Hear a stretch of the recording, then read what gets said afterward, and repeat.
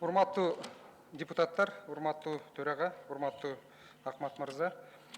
Биздин бүгүнкү Кыргызстандын абалын кыскача мындайча сүрөттөсөк болот.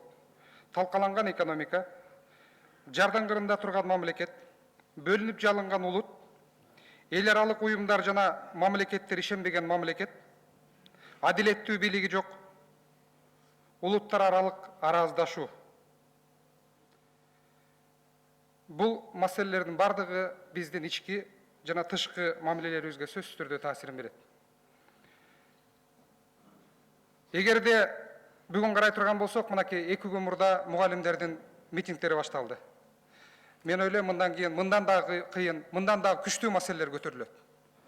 Бул сөз биз мурдагыдай жашаганга болбойт. Биз башкача жашашыбыз керек. Биз мурдагы мамлекет менен жашаганга болбойт. Биз башка мамлекет курушубуз керек деген сигналдарды, билдирүүлөрдү биз коомдон жана эл аралык уюмдардан алып атабыз. Менин азыр бийликтин бир бутагы боло турган адамдын суранаарым, биз бардыгыбыз өзгөрө турган убакка келдик. Бир эле эмес, мамлекеттик бийлик, мамлекеттик башкаруучулар жана биздин келечектеги лидерлерибиз.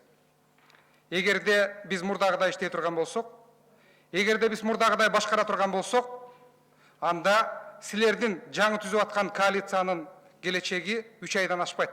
Аны бардыңар билесиңер. Силердин өлчөмүңөр апрелден ары барбай калат. Муну бардыңарды унутпай эске алып коюшуңарды суранам.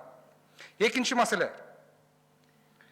Эл аралык уюмдардын бардыгы айтып атат, Кыргызстанда адам укугу бузулуп атат. Кыргызстанда бир улут экинчи улутту басып атат. Кыргызстанда коррупция мурдагыдан дагы күчөдү. Кыргызстандын бийлиги эч нерсеге жарабай калды деп. Келгиле бардыгыбыз ушул жерде депутат болуп, парламенттик мамлекетти курабыз деп отургандан кийин, ушул сөздөрдүн бардыгын жалганга чыгарганга аракет кылалы. Бул туура эмес экенин далилдейли. Ал мына ушул жерде отурган адамдар бизге байланыштуу. Ошондуктан ишенгим келет. Биздин жаңы боло турган төрага сөзсүз түрдө сөз эркиндигине кепил боло турган адам болоруна. Себеби сөз эркиндиги болбосо биз кантип коррупцияны жеңе алабыз мамлекетте? Эгерде биз сөз эркиндиги болбосо мамлекетке адилеттүү бийликти кантип алып келе алабыз? Мен ишенгим келет, биздин келечектеги төрага мамлекетте саясатта жана экономикада атаандаштыкты киргизет деп. Эгерде биз атаандаштыкты саясат менен экономикага киргизбей турган болсок, мыкты башкаруучуларды кантип жаратабыз? Биз мыкты билимдүү студенттерди кантип алып келебиз? Дагы 1 мүнөт бош койсоңуз. 1 мүнөт берип коелубу?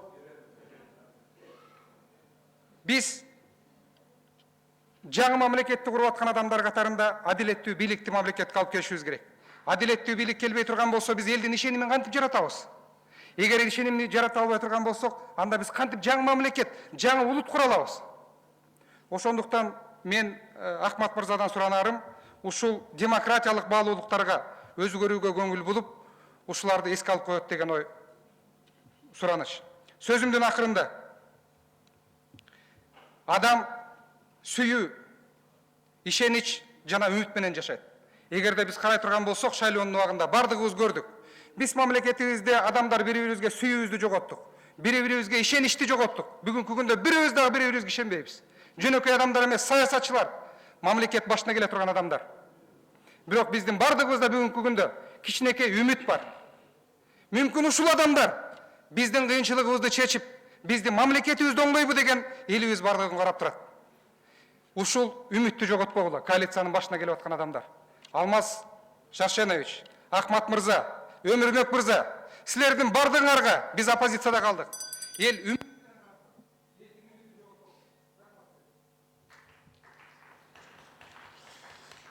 Сөз депутат Абдиевте.